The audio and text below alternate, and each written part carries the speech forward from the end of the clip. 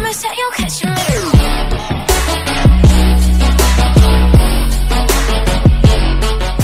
Hey guys, Jazz back with another video. In this video, we're going to talk about an interesting debate.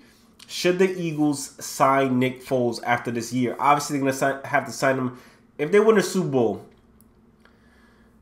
I think it's going to be a little bit more hard for them to let him go. And this is a question that they asked on a radio station. And initially, when they asked that question, I was like, no, they got their franchise quarterback already. Why would they sign Nick Foles? But the more the day has gone on, the more I had to think about it. I don't think it'll be that bad of a decision to actually sign Nick Foles. Now, obviously, if it was for me right now, I'm not signing Nick Foles. I don't even care if we win a Super Bowl. We got our franchise quarterback. We got our stud. He already proved that he's, he was an MVP candidate. Well, actually, the front runner for MVP before he got hurt. But I'm going to make some arguments for signing Nick Foles, especially if they win a Super Bowl. If they win the Super Bowl, this is a long-suffering franchise who's going to throw to the side a quarterback that has brought them the Super Bowl for, something they've been waiting for their whole lives, basically most Eagles fans. And unlike like Trent Dilfer for the Baltimore Ravens, which they got rid of them next year, Brad Johnson, all those guys who like random quarterbacks who win Super Bowls, Nick Foles has actually showed potential. As you guys can see right there, 2013, first year that he was a starter, he had 27 touchdowns, 2 interceptions. That is an amazing season. Obviously, a lot of people are going to be like, oh, it's Chip Kelly's first year. NFL wasn't ready for what they were throwing at him. I get that. And, the next year, everybody caught on to Chip Kelly's offense. So, again, you can say, like, he was a really good quarterback who just was running a really bad offense the second year. He went to the Rams. Need I say more? Jeff Fisher.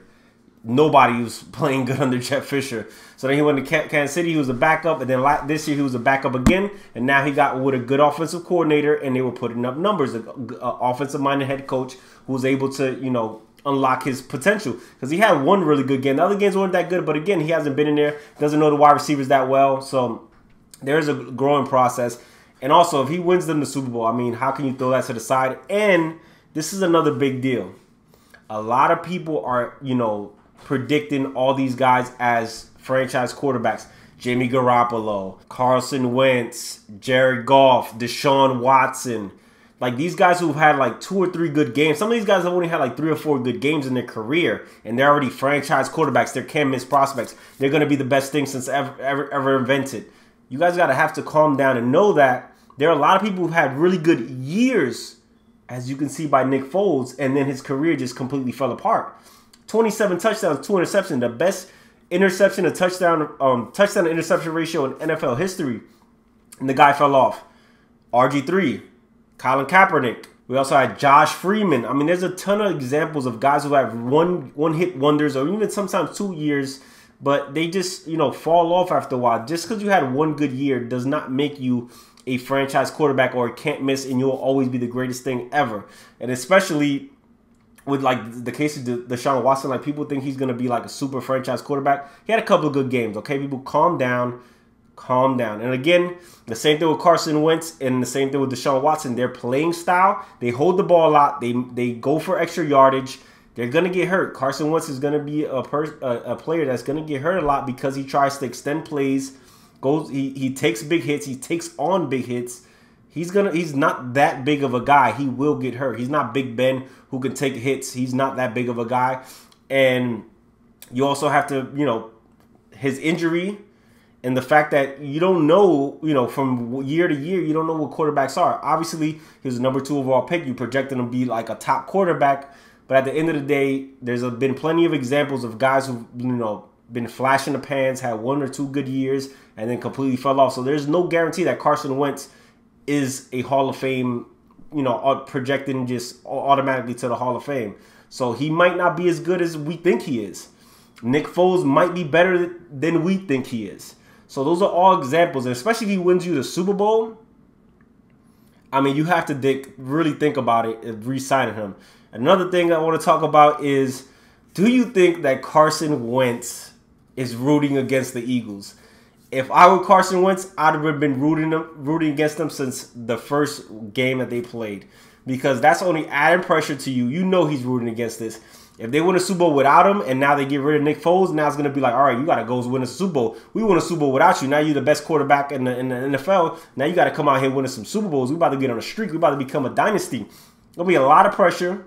And what if he never, ever wins a Super Bowl? And Nick Foles, some random guy, won them the Super Bowl. So there's a lot of pressure on Carson Wentz when he comes back. The team is going to be super high expectations, so he's going to have a lot of pressure on him. Hopefully he'll be able to withstand that because everyone just automatically assumes next year he'll just be the MVP. The team will be even better next year. Those things don't always happen. Teams don't always continue to get better. Players don't continue to always get better. So people regress. Teams regress. You know, personalities are mixed in there. So that's a lot of things to think about. I personally think Carson Wentz don't want them to win the Super Bowl because then things will get dicey. Let me know if you guys think no way they should sign Foles. They should sign Foles. They should sign Foles, try to trade away Wentz. They should sign Foles and try to trade Foles after that. Let me know what you guys think down below. I'm interested to see what you guys want to talk about. But again, that's just my thought because initially I just brushed it off.